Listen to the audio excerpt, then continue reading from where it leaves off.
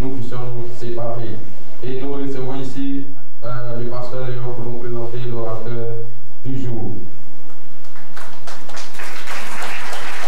Voilà, merci beaucoup, que le Seigneur vous bénisse. Que l'Éternel te bénisse. Que l'Éternel te bénisse et qu'il te garde. Que l'Éternel fasse lui sa face sur toi et qu'il te donne la grâce, qu'il t'accorde ses grâces. Que l'Éternel tourne sa face vers toi et qu'il te donne la paix. Que l'Éternel te garde. Chaque jour, il y a des situations difficiles qui se produisent à travers le monde entier. Ce sont des centaines, pour ne pas exagérer, de personnes qui perdent la vie, qui se trouvent dans des situations déplorables, dans des situations alarmantes. Et la grâce, la garde, la protection de l'Éternel est importante, elle est nécessaire pour chacun de nous. En cette semaine, je réfléchissais, j'ai dit, on respire tellement facilement qu'on ne sait pas que, ou parfois, plusieurs ne se rendent pas compte que respirer, c'est une grâce. Et c'est une bénédiction de Dieu. Que l'Éternel te bénisse et qu'il te garde. Voilà, le culte se poursuit. Et je crois que vous aimez comment les choses se passent. Vous êtes réjouis, vous êtes bénis déjà par la présence du Saint-Esprit au milieu de nous. Acclamez-vous vous-même, vous êtes un peu plus formidable. Voilà. Un bonjour très spécial à nos charmantes bébés. Voilà, les mamans, les bébés, que le Seigneur vous bénisse. Voilà, c'est grâce à vous que nous sommes là. Voilà, les papas aussi, que le Seigneur vous bénisse. Que le Seigneur vous bénisse. Bon, les jeunes, que le Seigneur vous bénisse aussi. Voilà, les jeunes comme les jeunes filles, les jeunes frères comme les jeunes filles. Que le Seigneur nous bénisse tous ensemble. Voilà, pour tous ceux qui viennent partager le culte avec nous pour la première fois, que le Seigneur vous bénisse. Voilà, papa. Il est non présent, il est appelé à d'autres charges, à d'autres responsabilités. Donc il fait son culte dans une haute assemblée où il va apporter un enseignement pendant plusieurs jours dans le cadre de la formation des responsables. Voilà, c'est ce pourquoi il n'est pas là. Et il m'a chargé de vous transmettre son bonjour, son bonjour partenaire, son bonjour pastoral. Voilà, son bonjour en tant que pépé et un bon pépé. Donc que le Seigneur nous bénisse. Voilà, sans plus tarder, nous allons passer à l'écoute de la parole de Dieu. Et c'est notre frère, vous le connaissez très bien, il n'est pas présenté, c'est ici qu'il fait ses cultes. Il est déjà passé à cette chaire une fois. Voilà, une fois, heureusement, le Seigneur a béni son assemblée. Les responsables, comme les jeunes gens, et puis le pasteur lui-même, le Seigneur a décidé de nous faire du bien par ses cadeaux, par ses instruments. Et c'est un instrument que le Seigneur s'est choisi, c'est notre frère Toubé, voilà, qui a la charge, la lourde charge d'ailleurs, de nous parler de la part du Seigneur. Merci.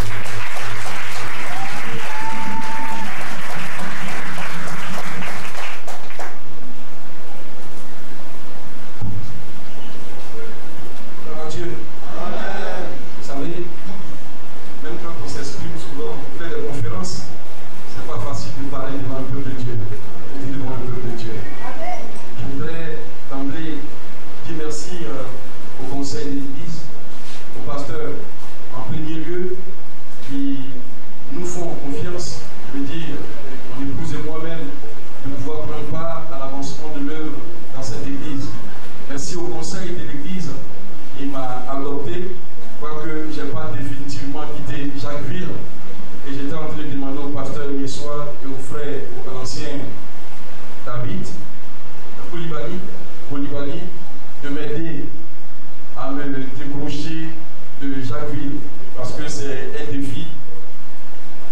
J'ai senti au pasteur que je vais partir, pasteur des bateaux, et il semble dire que j'étais compris. Un peu comme De Gaulle parle, j'étais compris. Ça veut dire, tu as parlé, mais je n'ai pas bien compris, parce que tu n'as pas bien parlé. Et quand nous venions ici, je disais à mon épouse, lorsque nous partirons de Jacquesville, je souhaiterais rester là, dans le peuple, et puis servir à distance. Et un frère qui est parti maintenant, professeur Kofi, il y a Kofi Marcelin, certainement c'était ses dernières paroles parce qu'il est décédé, il a été inhumé il y a 2 mois. Il a dit, quand tu partiras à Jacquesville, à Benjerville, tu vas servir, il faut servir. Ne reste pas caché, ne reste pas dans le peuple sert également, mais ne te camoufle pas parce que tu es fait pour servir. J'ai dit, j'ai compris, mais en fait, ce n'était pas ce que j'avais envie de faire, jusqu'à ce que ça me tombe là-dessus. Visiblement, on accuse Jonas d'être têtu et entêté, mais je me suis rendu compte que j'étais plus entêté que Jonas. Je ne peux pas me cacher. Béni soit le Seigneur qui nous permet ce matin d'être ici. C'est une joie encore plus grande pour moi, parce que pour l'histoire, c'est à Benjerville que j'ai eu le bac. J'ai fait le lycée des garçons de Benjerville de 93 à 96. Et en ce moment, toute cette zone était inhabitée. Il n'y avait pas de voie ici, la voie s'arrêtait juste à l'école d'élevage. Et quelques années plus tard, je me retrouve sur la terre qui m'a permis d'avoir accès au monde universitaire et au travail. Le Seigneur ne fait jamais rien au hasard. Il est dans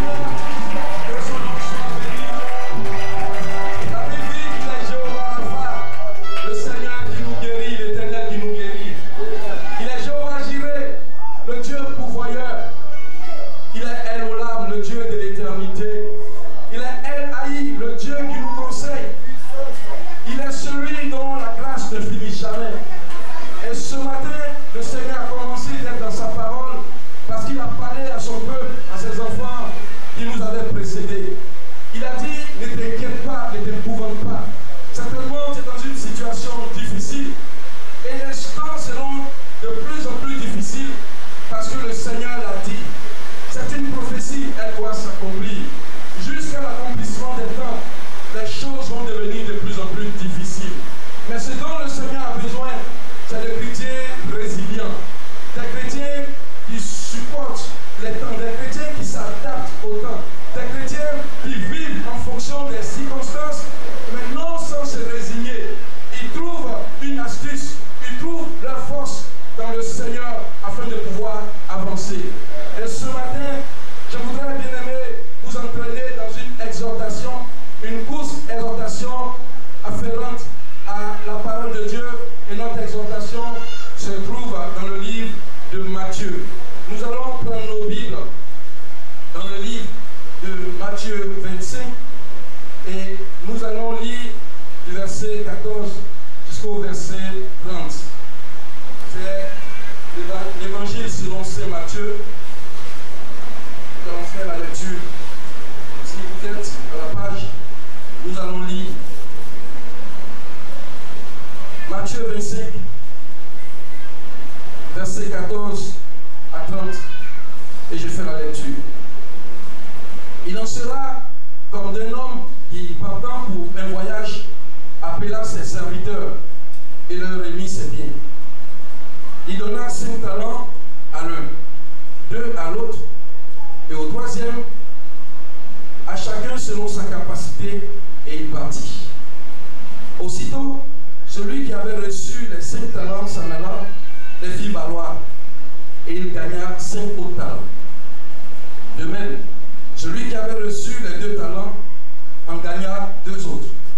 Celui qui n'en avait reçu qu'un alla faire un creux dans la terre et cacha l'argent de son maître. Longtemps après, le maître de ses serviteurs revint et leur fit rendre compte.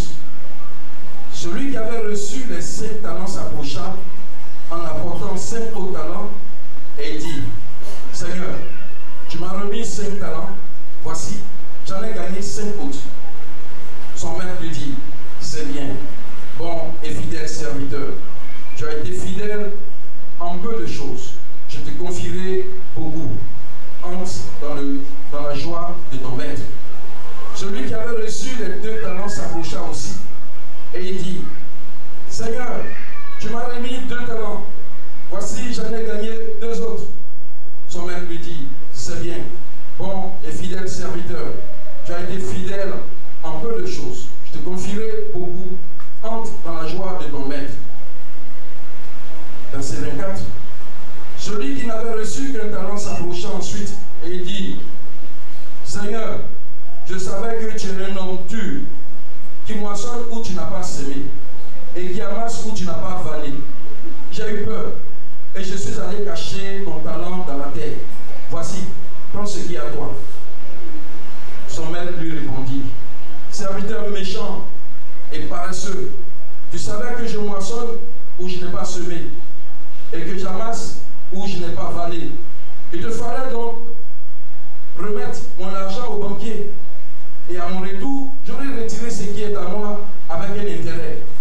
Ôtez-lui donc le talent et donnez-le à celui qui a les 10 talents.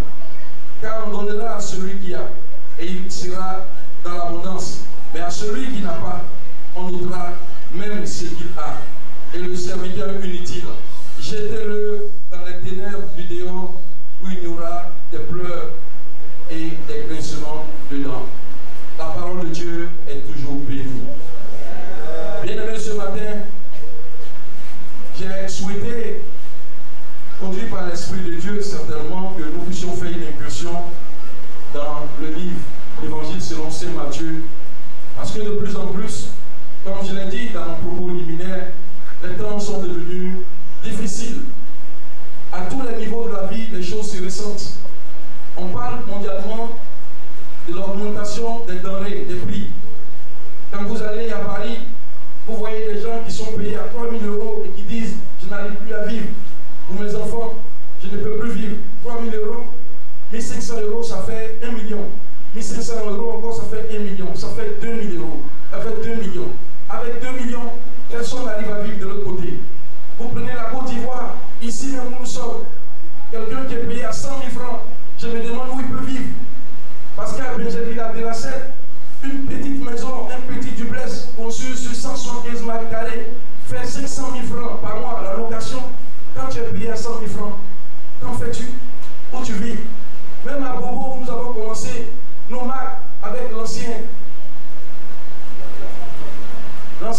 Amos qui est là. Les maisons étaient dans le temps à 45 000. Fait accueillir quoi? Il n'y avait pas de bitume.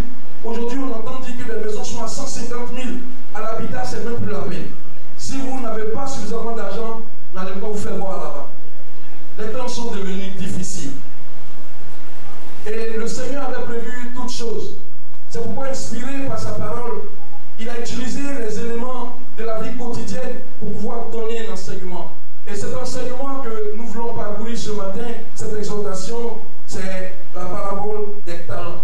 La parabole des talents est la 17e parabole qui est inscrite et dénombrée dans le livre de Matthieu. Au total, le livre de Matthieu relate 19 miracles que le Seigneur a accomplis. Et là-dedans également, il est dénombré 19 paraboles qui parlent de façon ou d'autre de la vie quotidienne. Ce matin, je souhaiterais que nous puissions parler de la parabole des talents. Quel est l'objectif de ce message? Il s'agit pour le peuple de Dieu que nous sommes de prendre conscience, de considérer que nous avons des compétences, nous avons des capacités pour pouvoir avoir une vie spirituelle meilleure, une vie spirituelle épanouie. Nous voulons, à travers cette exhortation, nous interpeller, vous et moi, afin que nous puissions nous appliquer à marcher selon ce que nous avons à l'intérieur, selon nos capacités, en comptant bien sûr sur la parole de Dieu pour pouvoir faire avancer le royaume. Il s'agit, comme les gens le disent, de réveiller ces capacités, ce potentiel qui est en nous. Beaucoup de chrétiens ont un potentiel en eux.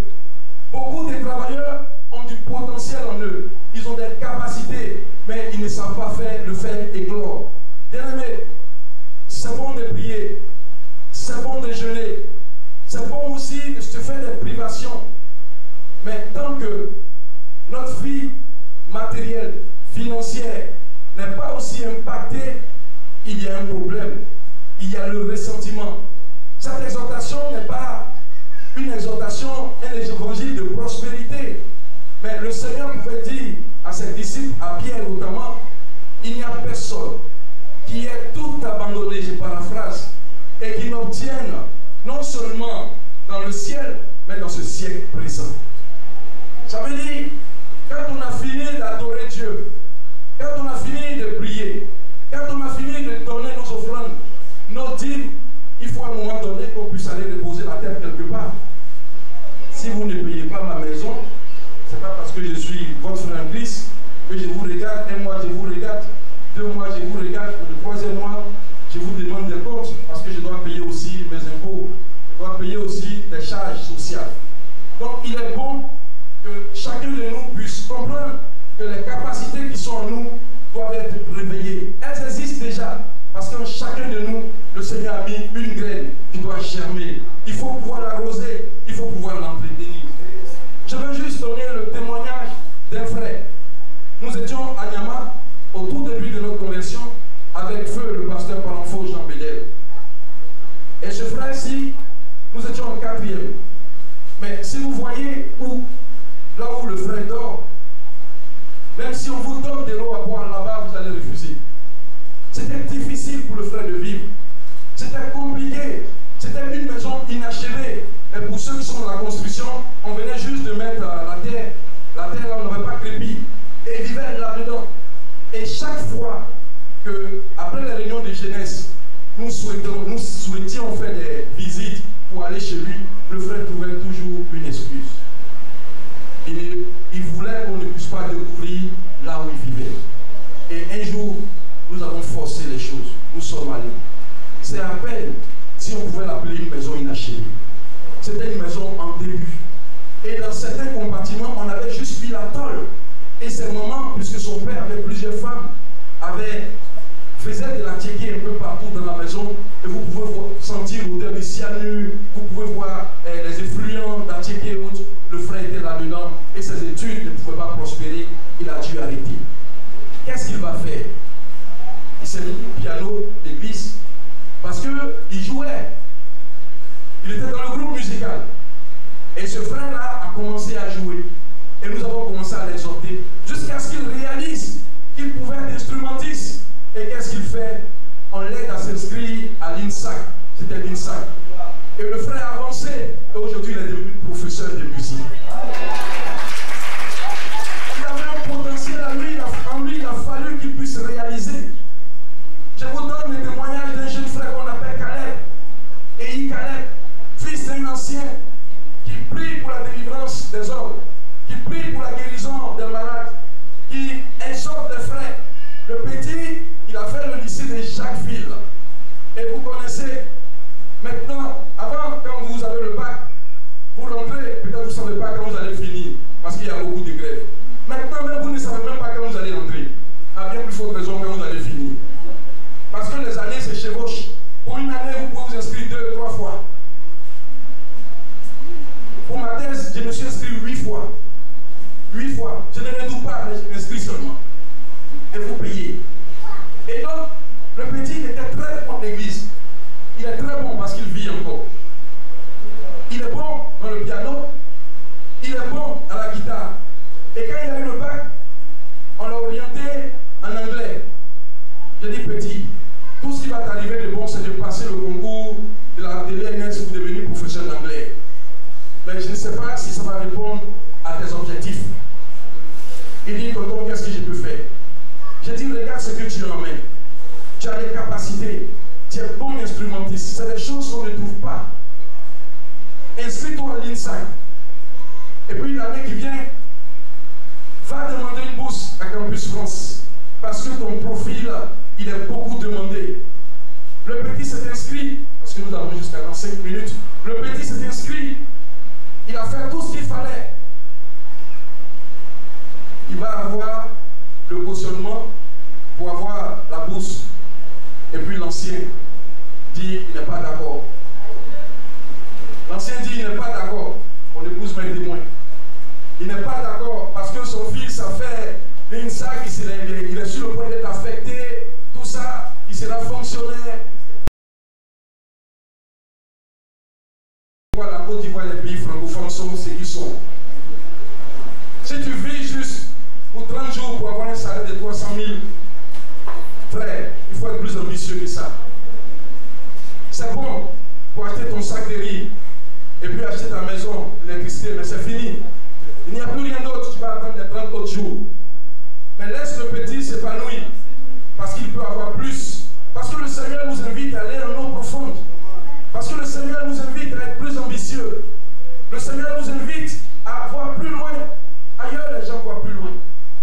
Nous n'allons pas vivre uniquement dans le contentement. Alors, j'ai dit au petit, c'est ton père. Il est ancien, comme moi, nous sommes dans le conseil, je ne veux pas avoir de problème avec ton père. J'ai fini ma part, c'est à toi de décider. Si tu veux rester dans les mouches, moustiques et cafards avec nous ici, il faut le faire. L'enfant est parti, il a prié, résolu qu'il était. Il est venu, il dit, tonton, je suis allé jusqu'au bout, voici mon passeport, j'ai mon visa, je dois partir. Aujourd'hui où je vous parle, l'enfant non seulement il a été inscrit au Conservatoire de Paris, récemment j'étais avec lui, mais encore il a eu une offre d'emploi au Canada. Pas qu'il n'est pas immigré clandestin, mais l'enfant est épanoui.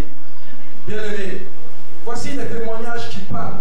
Parce que la parole de Dieu, elle est réelle, elle est vraie, elle s'expérimente. Et ce matin, je voudrais inviter les uns et les autres à laisser éclore leur talent. Parce que chacun de nous, nous avons quelque chose de spécial que Dieu a mis en nous. Tu es là, peu importe ton niveau social, peu importe la qualité de tes parents, peu importe là où tu dors, ou ton niveau d'études, il y a quelque chose de spécial en toi que Dieu a mis. Dieu ne choisit personne au hasard, bien aimé. Réveillons-nous, réveille-toi. C'est quoi un talent? En Exode 31, verset 1 à 5,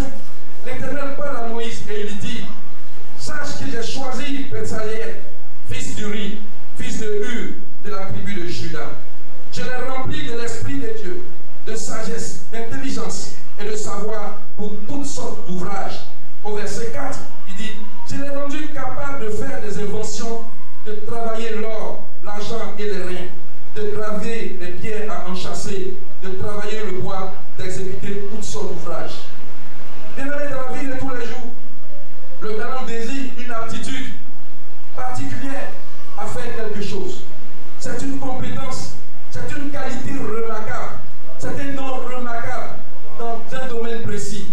Ainsi, vous pouvez voir une personne qui n'est jamais à la vie, mais qui est très douée quand elle prend le pinceau pour faire de la décoration d'intérieur. Vous pouvez voir une maman qui n'a jamais fait de cours d'agro-transformation, comme l'ancien Yavo est là, c'est le spécialiste d'agro-transformation de l'INFPA, mais qui est capable de vanner, de crier, de faire sortir de la ticket de qualité. Vous pouvez voir aussi quelqu'un qui a fait un lycée professionnel en soudure. Il n'est pas allé loin en ingénierie, mais il sait comment faire un portail. Il sait comment le concevoir. C'est un talent qui est en lui. C'est une aptitude. Et dans le texte que nous avons lu, le talent représentait à cette époque-là la pierre, la monnaie, la pièce de monnaie la plus précieuse. Et c'est l'occasion de dire ici que le Seigneur a mis dans chacun de nous un talent, une richesse. Qu'as-tu que le Seigneur ait mis en toi ce matin? La question t'est posée. Il y a quelque chose qui dort en toi que tu dois faire ressurgir parce que le Seigneur a besoin que tu le fasses révéler afin que la gloire lui revienne, afin que son nom soit élevé. Parce que la Bible dit que la création attend avec un ardent désir la révélation des fils de Dieu. Où sont les fils de Dieu? Où sont les fils de Dieu? La création entière est soupie. Elle attend avec un ardent désir que les fils de Dieu puissent ressurgir. Où allons-nous les trouver? Quand ils sont mélangés au monde, quand ils sont avec tous les autres, où sont-ils les fils de Dieu? Pour qu'on choisisse les impies pour présider aux destinées d'une nation, pour qu'on choisisse les impies pour pouvoir décider pour l'avenir de toute une nation, y compris les enfants de Dieu. Si nous dormons en tant que juristes, dans le formalisme, dans le fonctionnariat, on va prendre des juristes impies pour décider qu'un homme peut épouser un homme. On va prendre des juristes impies pour décider qu'une femme puisse épouser une autre femme. On va les mettre dans les curricula, c'est-à-dire dans les matières, à apprendre à un enfant de 4 ans l'orientation sexuelle. C'est-à-dire, on dit à l'enfant, au petit garçon, ton ami garçon, tu peux l'épouser, c'est pas un problème. Et ça figure dans les curricula aujourd'hui en France. Où sont les fils de Dieu? Nous avons des talents, nous avons des capacités, nous avons des aptitudes que le Seigneur a mis en nous. Vous regardez le plateau, vous voyez des restaurateurs qui ont commencé devant nous aujourd'hui, qui livrent des plats dans les institutions les plus grandes, y compris la PCAO. Tu as juste ton restaurant, c'est pour accueillir les gens. Sois plus offensif, parce que tu as mis un talent en toi. Il t'a donné cette capacité culinaire, il t'a donné également cette capacité managériale. Tu sais accoster les gens, tu sais parler au public, tu peux faire une incursion dans ce milieu. Comment le Seigneur fait-il la répartition de ses talents? La Bible dit que le maître connaissait les capacités de chacun de ses serviteurs. Il a donné des montants différents. Le premier a eu 5, le second a eu 2, c'est bien ça. Et le dernier n'en a eu qu'un. Il connaît les capacités de réaction de chacun. Le maître connaît les capacités de chacun et le dévouement, l'engagement de chacun de nous au travail. Il y a des gens qui ne sont concernés par rien.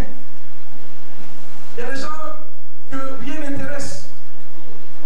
Quand vous rentrez dans la famille, j'avais écrit un message, mais je pense que je vais me passer de ce que j'ai écrit. Quand vous rentrez dans chacune famille, vous voyez des jeunes gens, des jeunes filles qui ont 2 oreilles, 3 portables. Ils se lèvent à 12 heures. Certains se lèvent à 15 heures. Aucune contribution dans la maison. Et le papa, le diacre Fémi, il se lève le matin, il doit aller en dehors du travail qu'il fait, chercher d'autres moyens. C'est lui qui repasse son habit, son propre habit, il repasse. Il y a des jeunes dans la cour, il a des protégés. Le temps qu'il prend pour accoster, pour avoir certains rendez-vous, il le consacre pour pouvoir faire une tâche supplémentaire. Dans la maison, il y a des personnes, il y a un surplus de personnes. Il y a des gens qui, par leur présence, ont augmenté la densité d'occupation de la maison. Il devait y avoir 4, ils sont maintenant 12. Mais les 12 sont inactifs. Parce qu'il n'est que le seul, certainement avec sa femme, maman Fébi, qui vont chercher des moyens. Et quand ils reviennent le soir, tout le monde doit manger. C'était juste une parenthèse, si je ne m'attaque pas au jeu.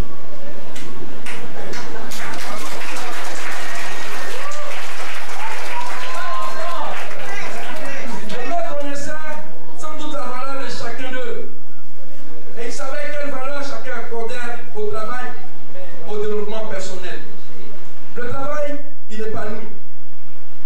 Il permet à l'homme de se réaliser. Regardez quand quelqu'un travaille, je ne parle pas de la fonction publique. Moi, je ne parle jamais de la fonction publique. Je parle de celui qui a créé, celui qui s'épanouit, celui qui se réjouit quand il a créé une activité. C'est pourquoi je dis souvent aux doyens Yohou au travail, quand ils viennent dire DG, bonjour patron, je dis ne m'appelez pas patron, parce que le patron c'est celui qui a créé son entreprise. Moi je suis juste un chef de service. Donc, le maître connaît les capacités de chacun d'eux. Le travail, il réalise, c'est pourquoi le psalmiste pouvait dire dans Psaume 45:2, mon œuvre est pour le roi. Il parle d'une œuvre, tout est spirituel, mais il y a un volet matériel. Regardez quand vous parlez mal à quelqu'un, son âme est touchée, vous voyez que cela se voit sur elle. Parce que l'homme est un tout. Ce que vous ressentez spirituellement vous impacte physiquement. Récemment, j'étais avec mon patron, le ministre d'État, et puis il a lancé un mot au bureau. Il dit, tu sais, je t'aime tant, mais tais-toi. Et puis il ne m'a jamais parlé comme ça. Et puis je dis, il dit, qu'est-ce qui a été fâché? Parce qu'il n'a jamais parlé comme ça. J'ai senti en ce moment-là que ce qu'on dit à quelqu'un peut carrément le déteindre. J'étais moralement altéré jusqu'à ce qu'il me dise non, c'était un jeu. Donc,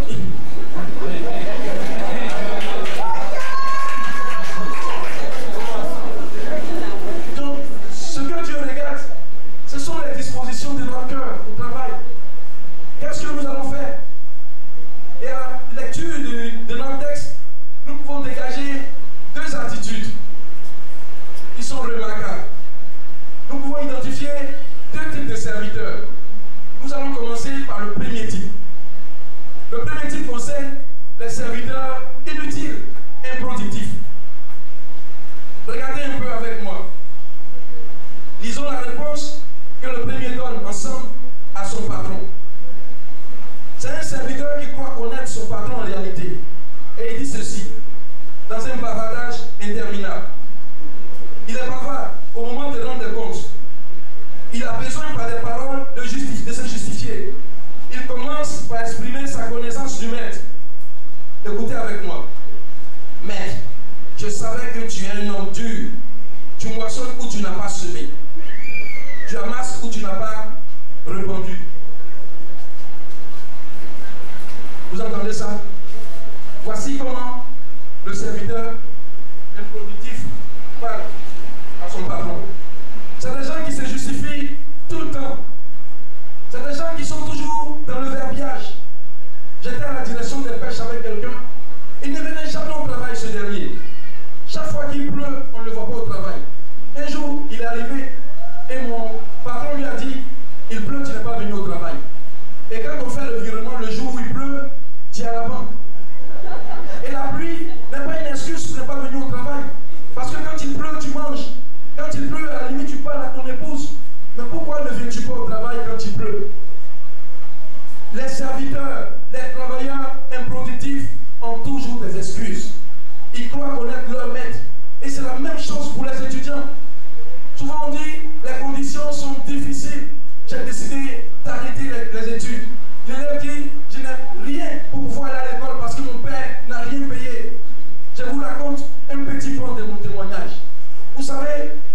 foyer polygame, c'est pas bon.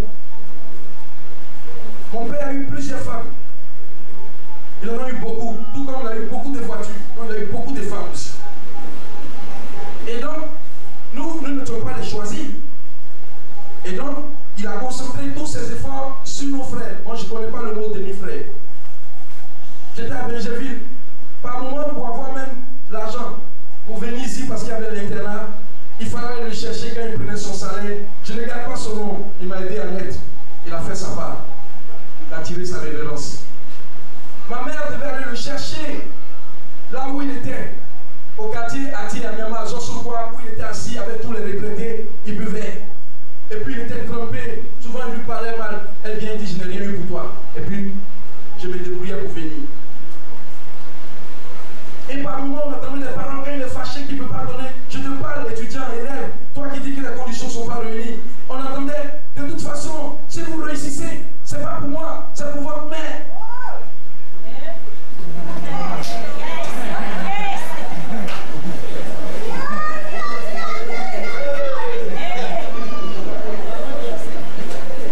On entendait ça. On a entendu. Dites à votre mère qui est votre père. On entendait ça. Et puis j'étais là, souvent ils disaient, maman, qui est notre père? Elle dit, je n'ai eu une seule personne dans ma vie. Pour vous. Je me débrouillais en ce moment, la gare de Benjil était là où se trouve le marché Boulot à Djamé, la gare Tidiane. Je me débrouillais, je venais. Et quand j'arrivais, je m'inscrivais, je vivais juste sur ma bourse qu'on ne nous donnait jamais, 36 000. On mangeait n'importe quoi à l'intérieur. Et souvent, on vendait nos repas pour aller à minuit acheter du pain chaud là-bas. Benjaville n'était pas comme ça. Benjaville s'arrêtait à les yeux. Tout le reste, là, c'était des champs, l'élevage, tout ça. Il n'y avait rien ici. Et j'ai dit, il faut que je réussisse parce que les conditions ne sont pas réunies. Tu dois réussir. Si tu es élève et que les conditions ne sont pas réunies, il n'y a pas de l'homme chez ton tuteur. Tu dois réussir, sors. Aujourd'hui, il y a l'éclairage public. Va t'asseoir pour étudier. Vous savez, à un moment donné, je devais acheter une annale de philosophie. L'annale coûtait 8 000 francs. Moi, on ne me donne même pas plus de 12 000 francs. Et je vais à Roxy. C'est là qu'on vendait les documents en troquet. Là où nos soeurs vendent les médicaments. Je suis allé, le monsieur me dit, l'annale là, c'est un vuibert. Ça coûte 8 000. Moi, je n'ai rien, j'ai 3 000. Il y a un frère qui a eu compassion de moi, qui m'a donné une paire qu'on appelait Doxai, les box là. J'ai regardé ma chaussure, élève, c'est à toi que je parle.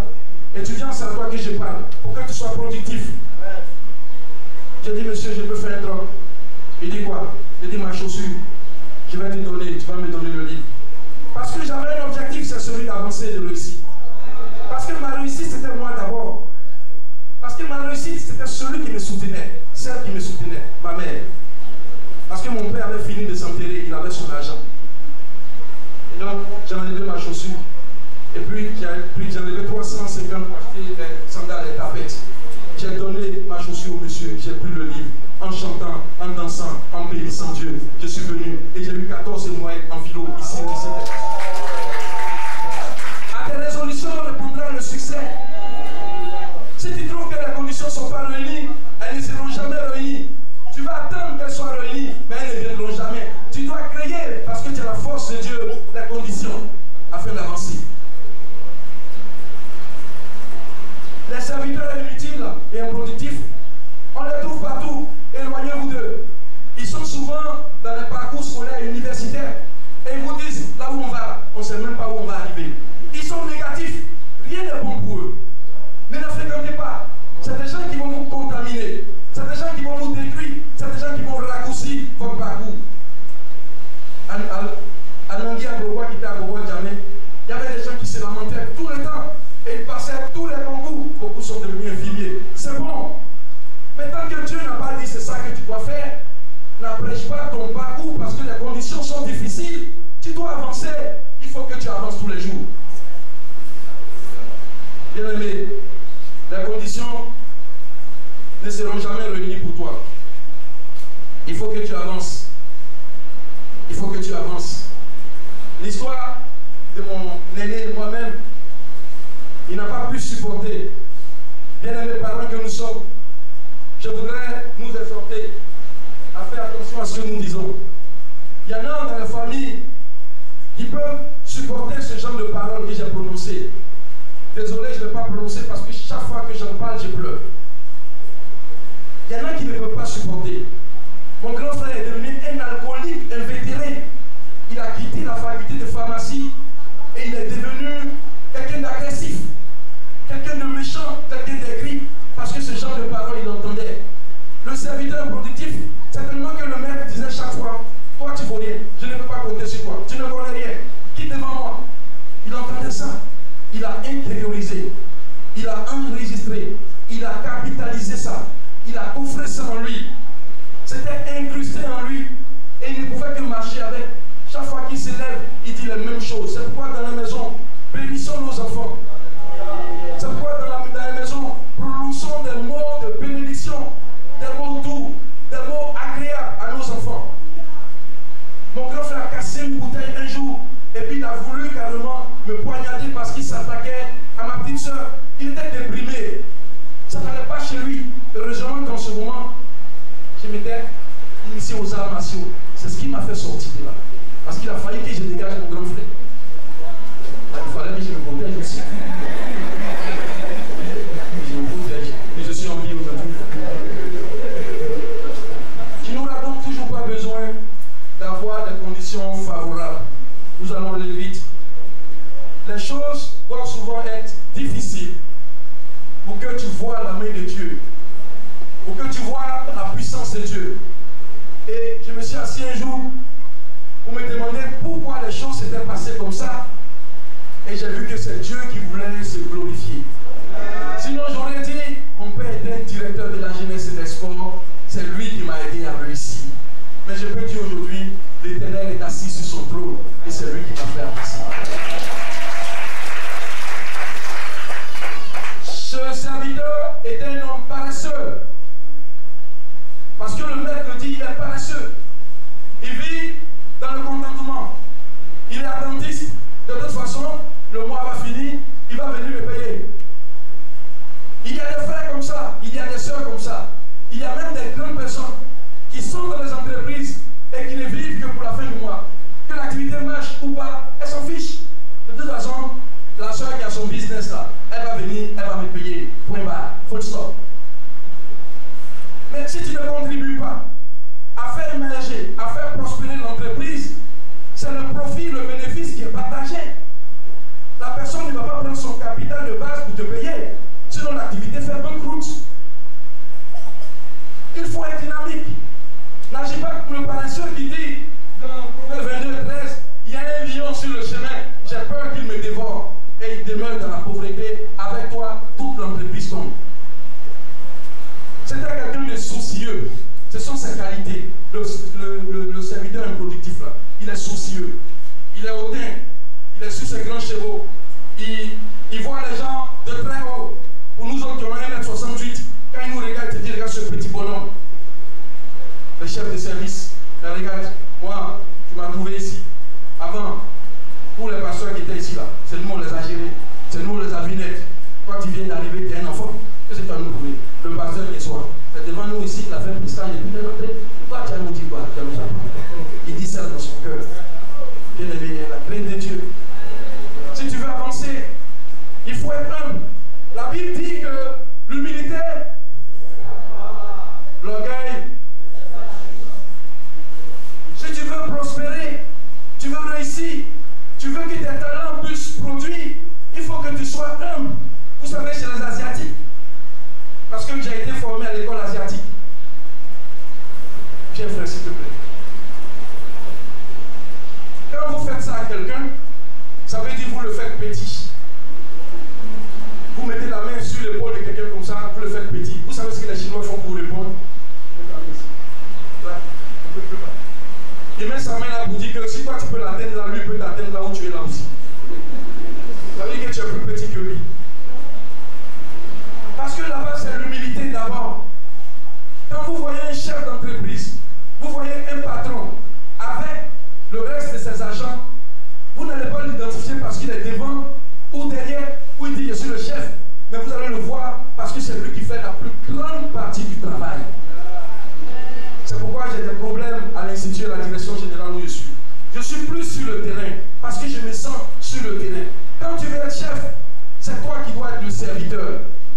serviteur, c'est celui qui a grandi. Quand tu as arrêté de servir, tu as arrêté de grandir. Il faut avancer. Il était un sourcilleux, c'est-à-dire hautain. Regardez comme il parle à son patron. Je te sers méchant et dur. Je sais que tu ne moissonnes pas et tu ne sèmes pas et tu ramasses. Il dit même pas tu moissonnes, il dit tu ramasses. Ça veut dire que tu prends tout. Ça veut dire que tu prends tout. Et c'est à quelqu'un de craintif. Bien aimé, la crainte, c'est-à-dire la peur, c'est un sentiment qui freine la productivité.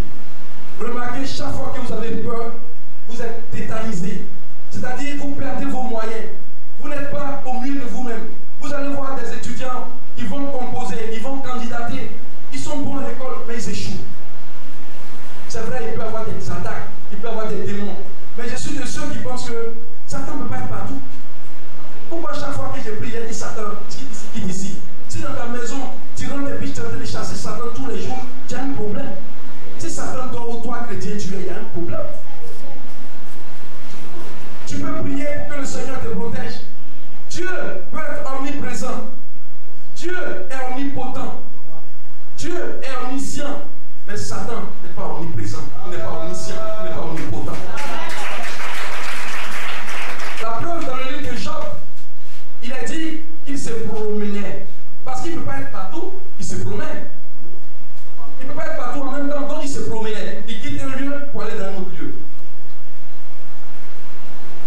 Et vous êtes d'accord? La crainte, la peur ne permet pas à nos talents d'éclore. Ce sont des sentiments qui nous empêchent d'avancer, qui limitent la productivité. Il faut le savoir chaque fois que tu auras peur, que l'échec même, l'échec dans le Seigneur n'existe pas. Je le dis souvent et c'est ma devise. Avec le Seigneur, il n'y a pas d'échec. Il n'y a que des succès différés. Avec le Seigneur, il n'y a pas d'échec. Il n'y a que des succès différés. Ça dit cette année, ce n'est pas pour toi. Le Seigneur n'a pas encore disposé toutes les conditions. Il attend que les situations soient disposées, qu'elles soient propices, afin que tu puisses t'asseoir là-dedans. Avec le Seigneur, il n'y a jamais eu d'échec. Pour ceux qui le craignent, il n'y a que des succès différés. Maman, si tu n'as pas bien compris, ça veut dire qu'il repousse juste la date. Il devait voyager aujourd'hui. Et puis on dit on a refusé. C'est que le Seigneur voyait que le ciel n'était pas bon. Il voulait que ce soit réuni. Vous vous rappelez de cette histoire de cette femme qui bénissait Dieu alors qu'il est mort dans l'avion de Ethiopian Airlines. À Abidjan, ils ont fermé le vol devant elle. Dès que le vol a décollé quelque part, l'avion s'est crashé. Et puis, elle a oublié qu'il y a eu 300 morts au moins. Elle bénissait Dieu. Parce que ce n'était pas le moment. Bien aimé, ce n'est pas le moment. Si actuellement, tu pleures, comme on l'a dit ce matin, pour un échec, pour des choses que tu aurais désiré avoir, tu n'as pas eu, sache que ce n'est pas le moment. Continue de bénir Dieu. Parce qu'il va faire, il fera, il est dans sa parole. Il dit, ainsi il en est de ma parole qui sort de ma bouche. Elle ne retourne point à moi sans effet, sans avoir exécuté mon projet et accompli mon dessein. La parole de Dieu s'accomplit toujours, et le Seigneur le dit. Beaucoup de travailleurs ont peur de faire d'autres expériences professionnelles, alors qu'ils ont des compétences. Pour eux, quitter une zone pour aller dans une zone, c'est je vais perdre des avantages. Il faut que tu meurs à quelque chose pour pouvoir les naître à quelque chose d'autre. Quand on me nommait, je demandais à mon épouse, est-ce que j'ai bien fait d'accepter ce poste? Elle me dit, mais tu veux quoi? Je dis, parce que là-bas, on me connaissait, je parlais partout, tout ça. Bon, il y avait des avantages, j'étais libre. Elle dit, c'est Dieu qui a décidé ainsi. Il faut y aller. Et j'ai accepté. Beaucoup ont peur, ils ont des capacités. Ils ont des talents en eux. Il y a des choses même que le monde voit, mais qu'ils ne peuvent pas appréhender parce qu'ils sont tétanisés par la peur. Bien aimé, il faut vaincre la peur. Dans le livre d'Ésaïe 41:10, le Seigneur pouvait dire, n'aie pas peur, car je suis moi-même avec toi. N'aie pas peur, car je suis moi-même avec toi.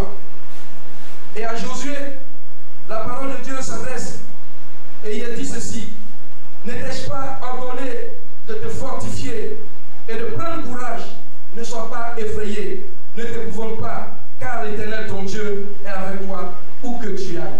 Où que tu ailles, le Seigneur est avec toi. Où que tu sois, le Seigneur est avec toi. Partout où tu seras, le Seigneur sera avec toi. Et le psalmiste pouvait dire, quand je suis dans la crainte, je me confie en toi. Chaque fois que tu seras dans la crainte, confie-toi dans le Seigneur. Et nous allons finir notre exhortation. La deuxième catégorie, c'est la catégorie des serviteurs productifs. Ce sont des personnes utiles. Quand elles sont dans un milieu, le milieu s'épanouit comme une fleur qui s'ouvre. L'entreprise prospère, l'entreprise réussit. Regardez un peu ce que la Bible dit. Quand les talents ont été donnés à cette catégorie de personnes, la première, la deuxième, la Bible dit aussitôt. Pour ceux qui sont professeurs de français, voient qu'il y a le caractère instantané. Mais pour que quelqu'un puisse s'élever de façon instantanée, il faut que la chose ait été mûrie d'avance, n'est-ce pas, ancien? Ça veut dire, c'est une personne qui vivait avec un projet. Quel est ton projet? La personne vivait avec un projet. Étudiant, quel est ton projet de vie? Élève, quel est ton projet de vie? Toi qui n'es même pas allé à l'école, quel est ton projet de vie? Tu as une activité, quel est le projet? Quelle est la suite? Quelle est l'étape prochaine? La Bible dit que celui qui était là, quand on lui a donné, aussitôt, il est parti.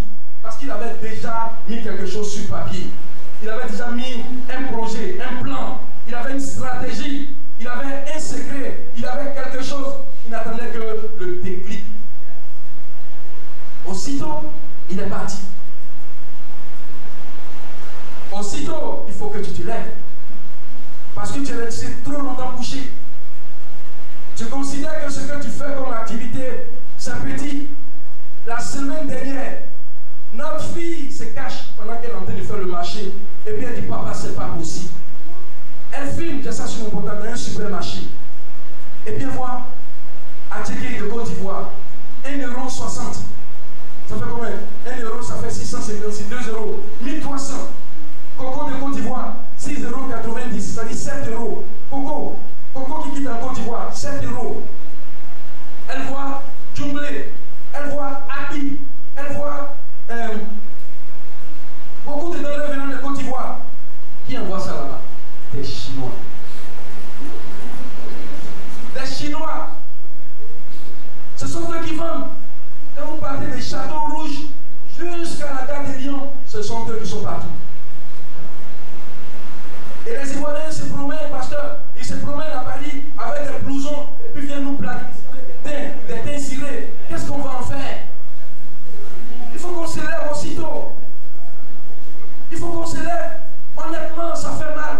Honnêtement, ça fait mal. Vous voyez des gens de la sous-région qui s'enrichissent à partir de tout ce qui est en Côte d'Ivoire. Attiqués de Dabou. Ce sont des gens qui viennent de l'autre côté de Burkina Faso. Ce sont nos frères. Parce que moi, je suis un métis. Mais il est normal. Il est temps que les Ivoiriens se lèvent. Il faut se lever. Vous allez au bord de pêche. Tous ceux qui vendent à la criée, on les appelle comment? Ousmane. Ils sont tous des Nigériens. Vous prenez ici, jusque là-bas, tous ceux qui vendent du bois, ce sont des Nigériens. Au Niger, il n'y a pas de forêt. Vous prenez le gravier qu'on casse, alors qu'ici, il y a des lycées professionnels. Ils sortent, j'ai un master en géosciences, minéralogie. C'est les Chinois qui sont quittés chez eux, qui cassent gravier, et puis ils nous donnent, et puis l'ancien ou là, il va acheter pour construire l'église.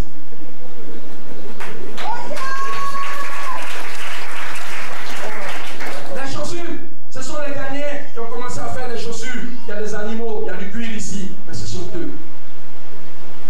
Où sont les chrétiens? Où sont ces talentueux? Où sont ces rachetés? Où sommes-nous dans tout ça? La Bible dit que ce monsieur, aussitôt, il s'est levé. Aussitôt, il s'est levé. Il s'est levé.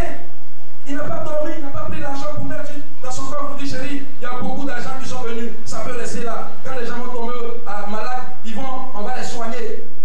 C'est pourquoi, honnêtement, souffrez que je le dise, il y a des choses dans lesquelles je souhaite ne pas participer. Quelque part, on s'est levé un jour, et puis un frère a fait sorti une idée du conseil. C'est pas de la rébellion.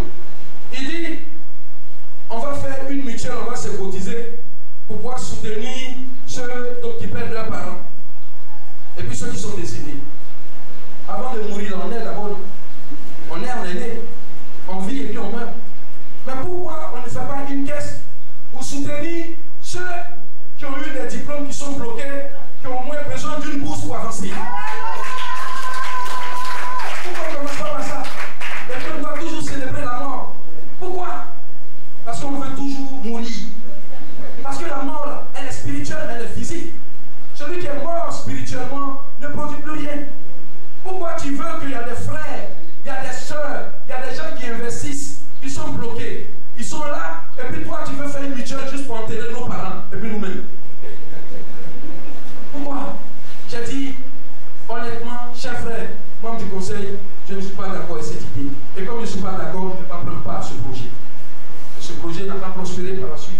Parce que quand tu donnes à quelqu'un, et que lui ne vient pas de mettre, il dit, moi j'ai fini d'enterrer tous mes parents, donc je ne donne plus.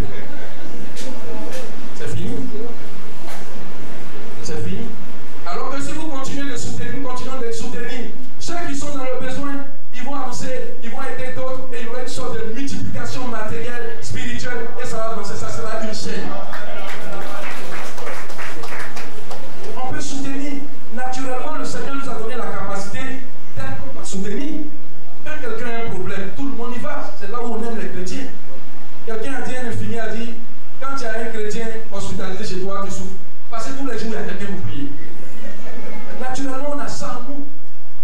Mais ce dont on manque, c'est la force collective pour pouvoir vaincre, pour pouvoir impacter, pour pouvoir faire avancer les choses. Pour finir, c'était le serviteur productif, c'est quelqu'un d'honnête.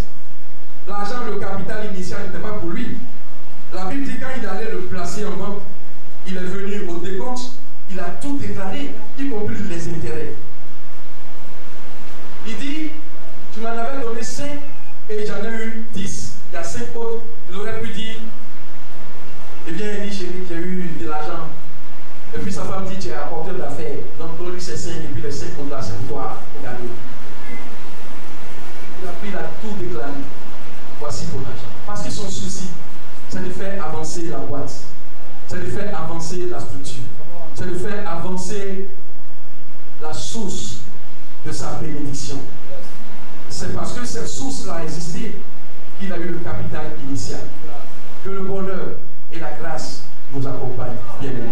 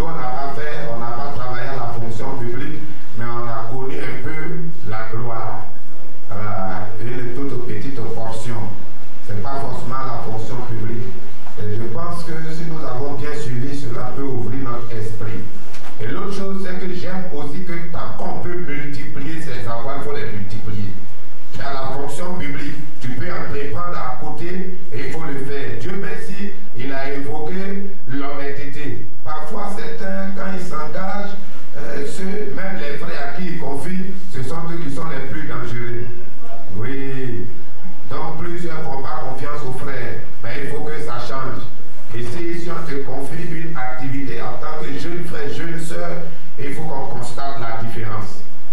Il faut qu'on te loue parce que les choses prospèrent, mais parce que tu fais honnêtement les points. Voilà. Maintenant, pour les tontons aussi, je pense qu'à partir d'aujourd'hui, on peut faire confiance aux jeunes gens, créer des entreprises, leur confier. De toutes les façons, les païens à qui vous faites confiance, ils ne vous font pas cadeau aussi. C'est ça malheureusement. Donc que le Seigneur nous bénisse, c'est possible. Voilà. Le serviteur paresseux, méchant et paresseux. Méchant et paresseux. Il y a des patrons aussi méchants. Et puis, il y a des serviteurs méchants et paresseux.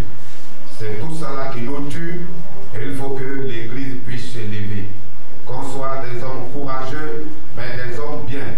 Nous, on prie pour que Dieu élève davantage ses enfants. Et comme il le disait, pour qu'on ait de bonnes personnes qui puissent prendre les décisions au plan national. Mais cette prière-là, je l'ai fait avec beaucoup de réserve. Tu sais, moi, j'ai travaillé même avec des frères en Christ. Il y a des chrétiens qui sont très malhonnêtes dans les affaires. En semaine, je disais à papa, la vie est tellement simple. Si tu ne veux pas payer ton frère, gère-toi sur ton entreprise, soit ton chauffeur, soit ton secrétaire, et soit tout à la fois. Mais quand tu engages un frère, traite-le aussi de façon digne. J'étais diacre et mon patron était ancien. On ne se parle pas dans le cadre du service. C'est à la chair qu'on est amis. Oui. Il avait beaucoup d'argent. Mais on s'embrasse à l'église. Et même en dehors des activités pour lesquelles j'étais engagé, je suis dans ces activités de politique, de ces parrainages par-ci, par-là. Mais quand tu travailles avec lui, il faut avoir ton argent. Ça, c'est un frère en Christ et un ancien. J'ai préféré lui donner ses affaires et puis me débrouiller moi seul. De toutes les façons, je m'en sortais mieux que là. Donc que le Seigneur nous aide. Que le Seigneur t'aide et qu'il m'aide. Même dans le ministère, il y a aussi des paresseux et des hommes malhonnêtes. Moi-même, j'ai besoin d'être courageux dans cette affaire pour ne pas être un pasteur paresseux. Donc nous tous, nous sommes retrouvés dans cette affaire. Vraiment, merci beaucoup et que le Seigneur te bénisse. Je voudrais qu'on prie la rangée ici de la droite, la rangée des responsables. On va prier pour que Dieu nous aide à développer ce qu'il a mis en nous. Plusieurs se perdent en s'introduisant dans certains autres projets alors qu'ils pouvaient véritablement se développer ailleurs. Plusieurs laissent les occasions, les opportunités qui se présentent à eux parce qu'ils veulent forcément travailler à la fonction publique pour avoir combien. C'est ce qu'on aime. Mais que le Seigneur permette que ceux qui sont appelés dans la fonction publique excellent, ils prospèrent dans ce domaine. Si tu peux prospérer en dehors de la fonction publique, dans le privé, même ou créer toi-même ton entreprise, que le Seigneur te permette de comprendre ça, qu'il ouvre ton esprit. Si tu peux être dans la fonction publique et créer aussi une entreprise, mais fais-le et qu'il te permette de tomber sur de bonnes personnes. Vous allez prier pour ce volet. La rangée du milieu, vous allez prier.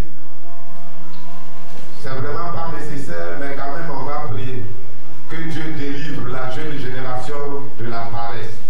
Les étudiants paresseux, les jeunes gens paresseux, les filles paresseuses, même des pasteurs paresseux. Que Dieu nous délivre. Voilà, il faut que j'ajoute pasteur aussi. Là, vous n'allez pas vous sentir frustré. Même des pasteurs paresseux, que le Seigneur nous aide. Qu'on travaille plus pour avoir beaucoup.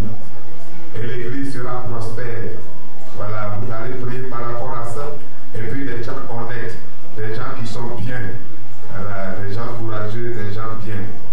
La troisième, vous allez prier qu'on ne soit pas de ceux qui vivent du contentement. Voilà. Tant qu'on allait en eau profonde, allons au-delà. Allons au-delà. Tu as commencé avec 50 000. Si tu peux aller plus loin, va plus loin. Ne te contente pas de ça seulement. Parce que même si aujourd'hui ça fait ton affaire, demain ça ne pourra plus faire ton affaire. Il y a des enfants qui vont venir, il y a la femme qui va venir. La famille va grandir, ça ne pourra plus faire ton affaire. Commence à réfléchir aujourd'hui.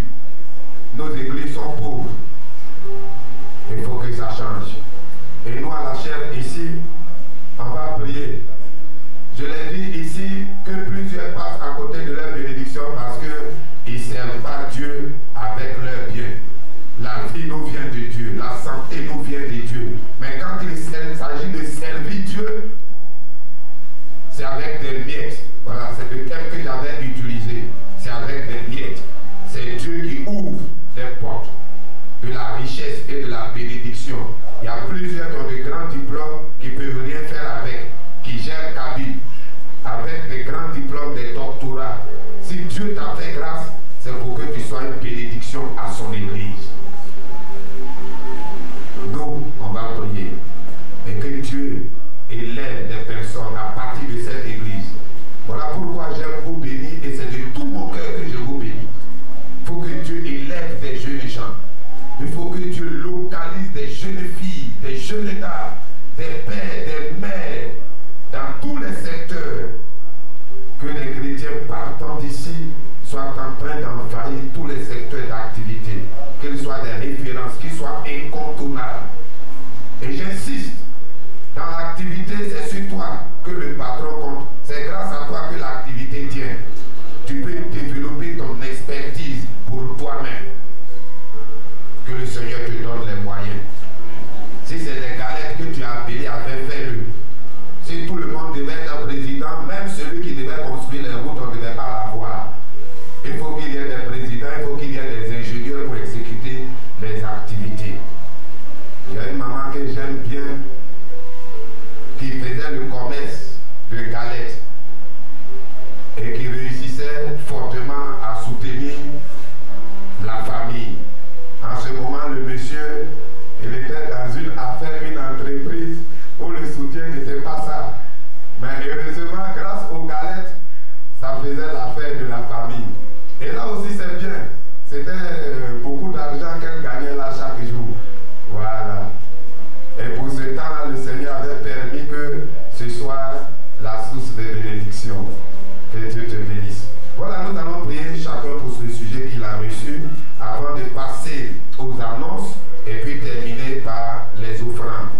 Éternel notre Dieu, nous bénissons ton nom. Je prie que tu bénisses ton serviteur qui nous a fait du bien par cette parole. Nous avons dans cette assemblée des jeunes gens, des jeunes filles, des hommes d'affaires, des fonctionnaires éternels, notre Dieu et Père. Nous avons aussi des serviteurs de Dieu, des servantes de Dieu. C'est pour toute cette foule que nous te prions. Et tu as mis cette pensée dans son cœur afin de veiller la conscience des uns et des autres.